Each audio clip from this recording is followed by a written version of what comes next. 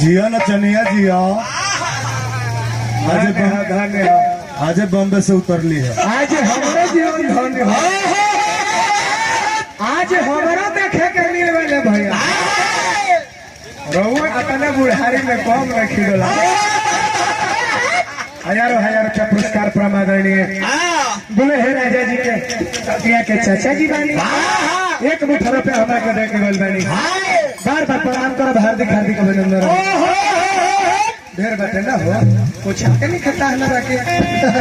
बहुत अच्छा लागल है, ये होके के चाहिए। न तो आजकल के कलाकार तो बालो जननी की ना सुरेश भैया, आजकल के बाले भी लोग जब लोग हो रहे हो तो होते हो। दादी मातारी ने नहीं के पहुंच जा, हम लोग छोड़त नहीं के। हम केकरा के दोस्त थे, आज तो हमने पहले का मुलाकाते हो। 3 जना ब्यास लोग हमारे सार निकल। 3 जना पहल का बूढ़ा, दूसर का होल चल, तीसर का देहात। लिखते नहीं कल एगो दूगो ना 20-30 गो 20-30 गो 3 महीने में प्रोग्राम फेल कर ले। राहुल को तक के फिरा रहा था। जगता महाराज जी जाते लिखी गाजी बूढ़ा जी वो प्रदुमन लगा के बाद ना रे बाप प्रदुमन पाहु ना हम क्या से कैसे धन्यवाद बात हम फूल के कहते इंडिया के मतलब बात नहीं है। मार्केट में आए के बाद तो फूल के आवो है जी न तो आज कितना आज के डेट में कितना लोग बर के बने में आ रहा ना जी कितना छप्यार दुलार लागल है प्रदुमन बबुआ। आता ना हम आज खुश बानी, आता ना खुश बानी की अब का बताए रो एक काट हमारा देखे मन में प्रसन्न हो गई। कौन काट रखलो ये बयान सुरेश भैया का ये बयान। धन्यवाद रो बुढ़ारी धन्य हो गई। आज से 4-5 साल हम पहले देखत रही तो आतना मेहनत ना आ रहे, लेकिन आज का जाने का बुझाते बहुत से अधिक मेहनत। आज बहुत से अधिक हमें मेहनत देखे के मिल रहा है। बहुत अच्छा खुशी की बात बातें। तो कलाकार के कैसा रोकेंगे चाहिए 10 रोज यहाँ श्रोता समाज के जुटान भल बाटे। कोनो ई जरूरी ना हो सुरेश भैया की बाउरे बोलम तो उन्हें को नहीं कहाएंगे ना। दादी में करी हुई तो लोगों नहीं हुई। तू तो लड़कों को बोल दी हम सब लड़कों के खार करा देंगे 10 गाड़ी दे दी। ईगो नहीं होता कि ना पूरा कलाकारी रहा तुम देखौनी है। हम पूरा अपन कलाकारी देखौनी है। अपना श्रोता समाज बैठल नहीं अपना आनंदित बहनी हमने का आनंदित कैली हो इहे होखे के ना जी। तनेरी धरा बबुआ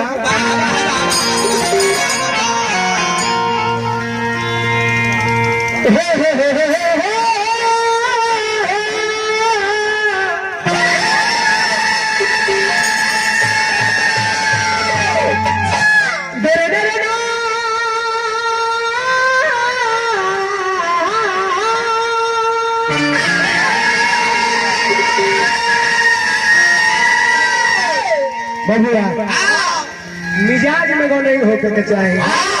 एगो बात बड़ा निमन कहनी है कि हमनी के कहा है जा तो पौनी है जा तो पौनी के मन लगेला कम मिलत रहेला। और बात हमारा 1 लाख के लागल ना जी। आज के तो गौनई के माहौल में चेंज हो गया। खैर हमने के तो छोड़िए भी नया खून बाटे नया उम्र बाटे, लेकिन औरो बुढ़ारी में कम खेलत ना जी। बुढ़ारी हम तो जानी कि भाई उम्र था के गोल में अतना हो ना, लेकिन वो जो है मार देता केहू के बस एक उम्र के ब्यास लो माछी मारो तल्लू ढीबरी चटाई के दुकान बात सही है। लेकिन आज इतना क्वालिटी देते हुए अपने मार्केट में मालिका थी पर गाड़ी गन पर और बोल के निमन बोल के श्रोता समाज के हंसा के मार्केट में गनई के आज के ब्यास लोग सातन में मिला देले बिरहिया क्षेत्र में चल जाए तो उन्हें सौरिया के तरह बोला जाला।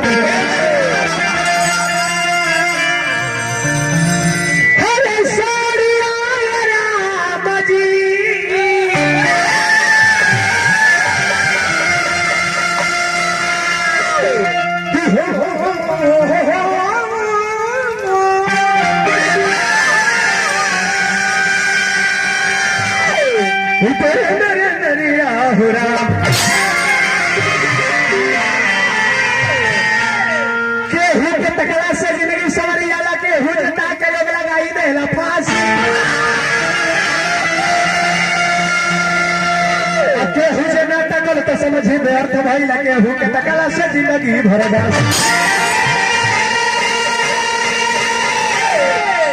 ताकल गुनाह ना होते बाकी जब कॉलेज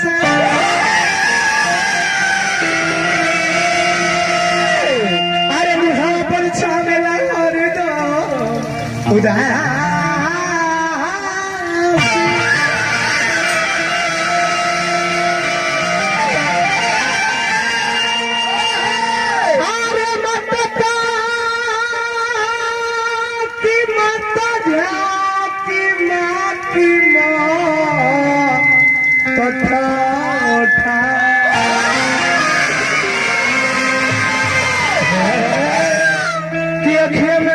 भैया तो में काशी बढ़ क्या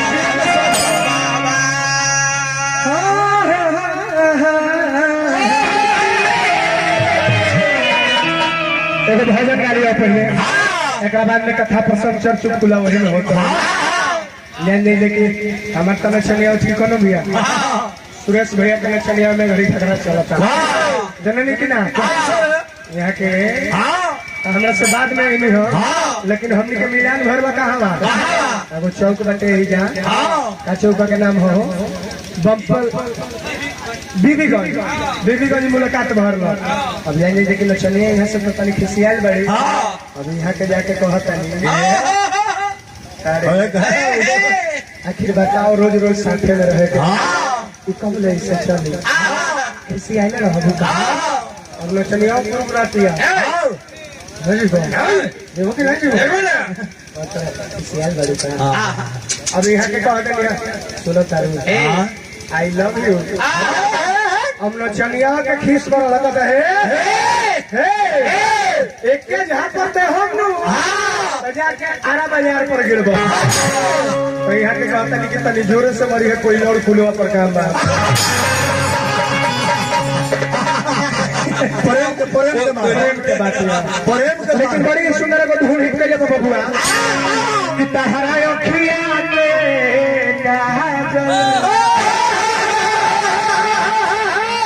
अरे हमार जान ले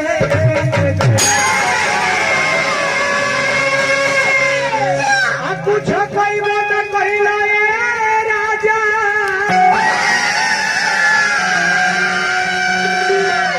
कल बिहान हो गई लेकिन ध्यान मार रहे पर जमाना कैसा हुआ आए हाय रे आए हाय रे आए हाय रे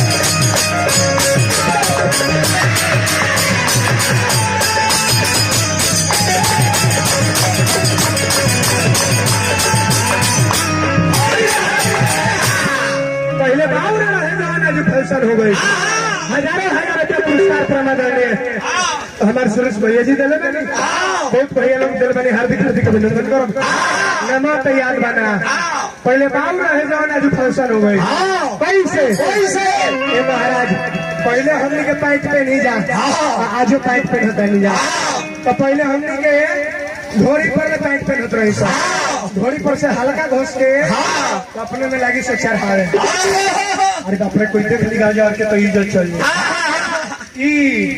फैशन में बदल गए पहले ऊपर के हिसाब रहे अब नीचे के हिसाब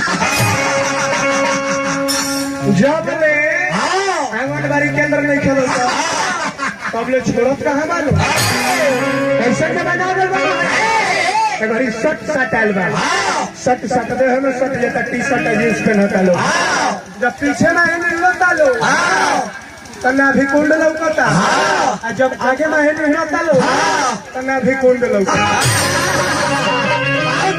आंगनबाड़ी कुंड लौकता ए मनिकार का इजन पहले बाऊ रहे आज फैशन हो गए बबुआ रे और का बेटा ना कहतर कोरे अपना बाबू माई के हमें हरी के रोज खियावेला मलाई ले आई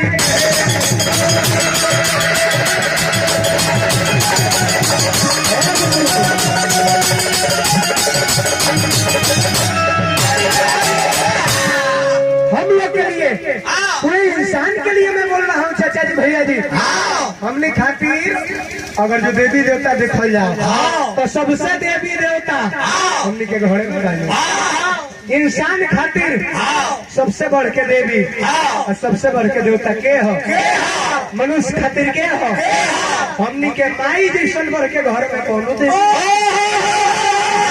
हमने के बाबूजी ऐसा बढ़ के कोनो देवता लेकिन आज कहाँ ये सब नहीं होता कहाँ होता 100% में 90% ऐसा लड़का लोग बाजी अपने माई बाबू के बात के लिखे मानो 10% ऐसा चिल्ड्रन लोग लड़का लोग बाजी अपने माई बाबू के बात के मान रहा महाराज माई तरसा तारी अलगे बबुआ बबुआ चिल्ला तारी अब बाबूजी एक लोटा पानी में न तरसा बेटा पानी पिया दे पानी पीबो लड़का कहता पानी पीबो पानी नहीं खेले क्रिकेट खेला जाए आज जब सावन के महीना आवता तो कान पर कवर लेके बोलबो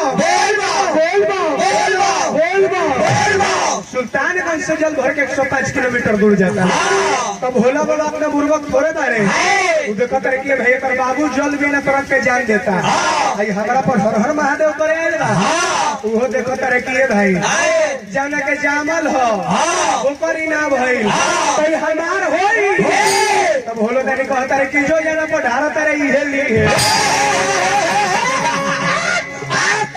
जब माई बाबू के भइले त हमार और बाबू